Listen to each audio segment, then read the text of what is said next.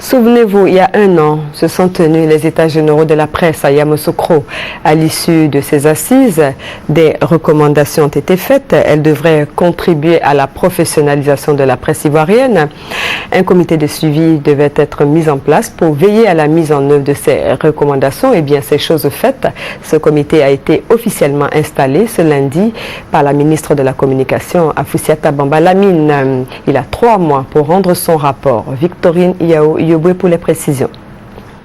Après 1 an et 3 semaines d'attente, le comité de suivi des États généraux de la presse est officiellement installé. Il est composé de 9 membres, représentants de toutes les organisations professionnelles de la presse ivoirienne ainsi que la tutelle. Ce comité a pour mission de conduire le renouveau de la presse ivoirienne en mettant en œuvre les recommandations issues de ces États généraux de 2012.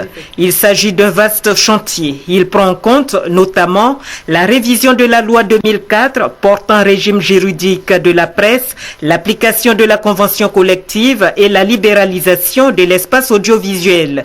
Tout cela en 3 mois. Ce comité devra notamment identifier et proposer des amendements aux dispositions législatives et réglementaires en vigueur, dont notamment certaines ont déjà été mises en place. En outre, il devra élaborer de façon rigoureuse un chronogramme de réalisation des actions recensées et en suivre scrupuleusement la mise en œuvre concrète. Le comité s'est mis à la tâche bien avant son installation officielle. On lui doit par exemple le début d'application de la convention collective et il entend continuer sur cette lancée. Le statut de l'AIP, l'agence ivoirienne de presse, un décret a été pris et incessamment le comité de gestion de cette agence-là va être mis en place. Dans le domaine numérique, vous savez, la loi régissant l'audiovisuel, il faut absolument que le comité de suivi fasse des propositions d'amendement de la loi portant un régime de l'audiovisuel. Et c'est très attendu. C'est ça qui va faire en sorte que ça va permettre à la Côte d'Ivoire de passer rapidement au numérique.